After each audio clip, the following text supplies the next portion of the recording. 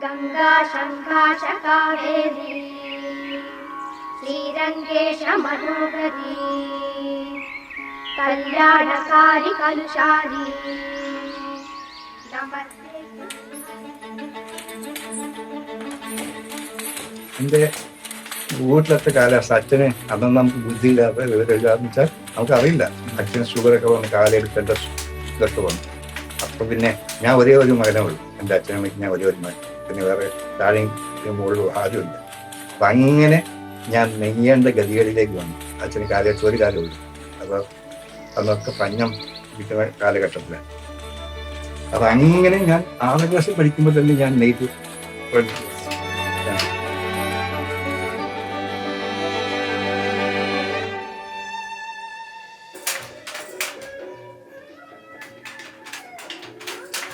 காலையில் 5 மணிக்கு எடுத்துப்போம், அப்படியே கரையில் உட்காந்துப்போம். சாயந்தரம் 6 மணிக்கு க்ளோஸ் பண்ணியிருப்போம். சின்ன வயசுலேயே நெய்த்து பழகணும். ஐயா சொல்லி கொடுத்தோம். தமிழ்நாட்டில் நெசவு தான். அங்கிருந்து பழகி இங்கே கேரளா வந்து இப்படியே இங்கே தொழிலாக இருக்கு. கரையில் உட்காந்துட்டா நல்ல நெய்.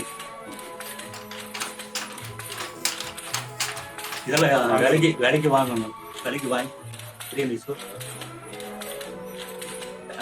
குழந்தைல சம்தா பாடாத பாட்டெல்லாம் பாட வந்தாள். நான் 3000 ரூபாய் கொடுக்குறேன். அவங்க அங்கே 3500. பேச வந்தாள்.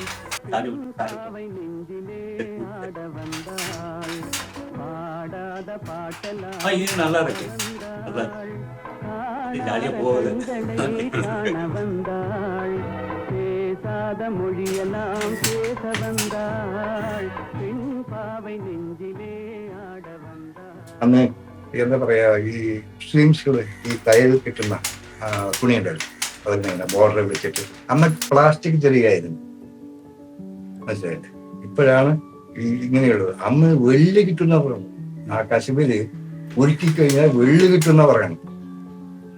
അത് നമ്മുടെ വീട്ടിലൊക്കെ എൻ്റെ അച്ഛൻ്റെ കാലത്തൊക്കെ ഞാൻ കണ്ടിട്ടുണ്ട്. ഒരിക്കൽ നോക്കിയിട്ടുണ്ട്, എനിക്ക് കിട്ടിയതായിട്ടൊന്നും എനിക്കറിയില്ല. പക്ഷെ കിട്ടുന്നുള്ള ഐതിഹ്യം ഉണ്ടായിരുന്നു. മനസ്സിലായില്ല? അങ്ങനെയൊക്കെ ഉണ്ടായിരുന്ന ഒരു കാലം.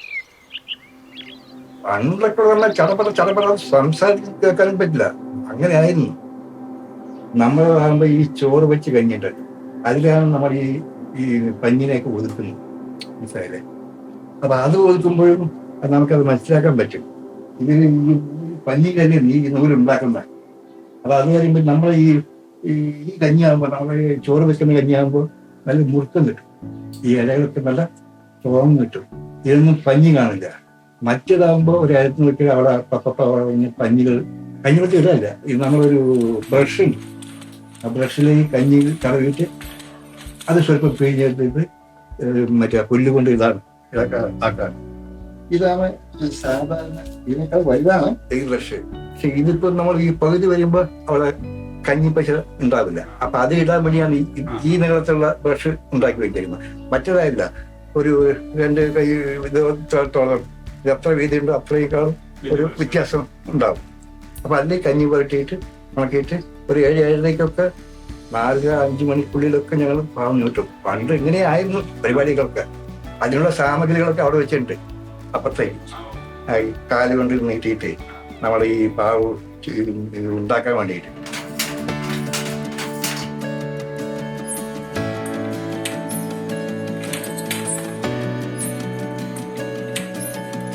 ഇതൊക്കെ റെഡിമേഡാണ്.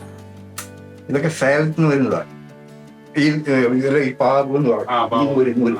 അവിടെ പാവൊക്കെ ഇട്ടിട്ട് അവിടെ പുണക്കുണ്ട്. ഈ ആക്ച്വലി സ്ത്രീകളുടെ ജോലിയാണ് നമുക്ക് ഈ നെയ്യുന്ന ജോലി. പിന്നെ ഇതിനുള്ള സാമഗ്രികൾ ചുറ്റിക്കൊടുക്കല് 2-3 പേരുടെ സഹായം വേണം. 3 ദിവസത്തേക്ക് 2 സാരി ആവും. പക്ഷേ ഇത് സൂറത്ത് നിന്ന് വരുന്നു.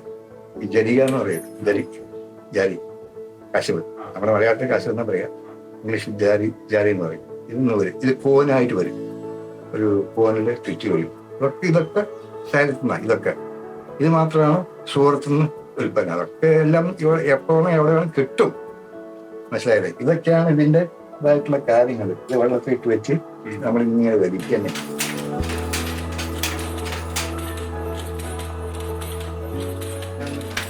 ഒരു ചായയൊക്കെ നെയ്യ് കഴിഞ്ഞാൽ ഇപ്പൊക്കെ ഈ ഫേസ്ബുക്കിൽ വരുന്നുണ്ട്, എത്രയോ വലിക്കണം. തമിഴ്നാട്ടിലെ ആൾക്കാർ പറയും ഇത്ര ഒരു സാരി നെയ്യണമെങ്കിൽ ഇത്ര വലിക്കണം. അത് നല്ല എക്സസൈസാണ്. കൈയും കാലും എല്ലാത്തിനും വ്യായാമമാണ്. കണ്ണും കിണ്ണും ഒക്കെ വേണ്ടി വരും.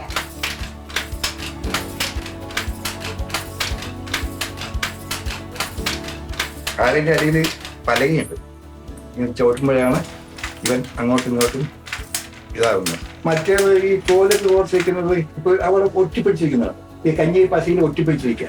അപ്പൊ ഈ കോലിനല്ല, ഈ കോലിൽ ഇങ്ങനെ കുറിച്ചുമ്പോഴാണ് ഈ അലയായിട്ട് നിൽക്കും. അപ്പൊ നമ്മൾ ഇത് തള്ളുന്നതിനും വരുന്നതിനും ഒക്കെ മറ്റാകുമ്പോ തള്ളി കഴിഞ്ഞാൽ പൊട്ടും. അപ്പൊ അതിന് വേണ്ടിയാണ് ഈ കോല് കോർത്ത് വെച്ചിരിക്കുന്നത്.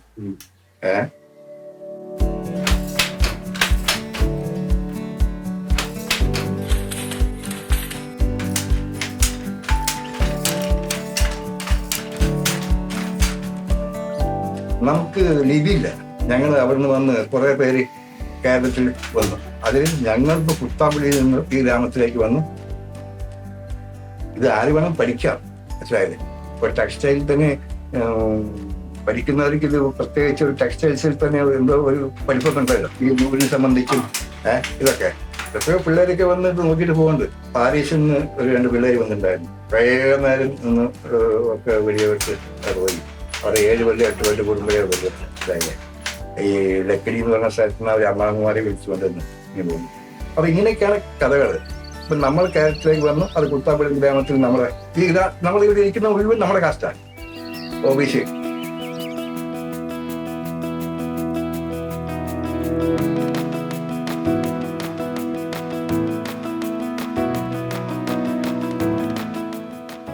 പത്ത് 700-750 നമ്മുടെ കാസ്റ്റ മുഴുവനും. ഈ പൂണോടൊക്കെ എന്ന് വെച്ച് കഴിഞ്ഞാൽ നമ്മൾ മത്സ്യമാംസമൊക്കെ കഴിക്കും. നമ്പൂരിമാരെ പോലെയല്ല, നമ്മളെല്ലാം കഴിക്കും, മനസ്സിലായില്ല? നമ്മുടെ കാസ്റ്റ് കംപ്ലീറ്റും എല്ലാവർക്കും സ്വന്തം വീടുകളാണ്. ഇവിടെ വാടക വീട് എന്ന് വെച്ചാൽ ഇവിടെ വാടക വീട് ആരുമില്ല. എല്ലാവർക്കും ഈ തൊഴിലിനെ പറ്റി എല്ലാവർക്കും അറിയും, പാരമ്പര്യമായിട്ട്.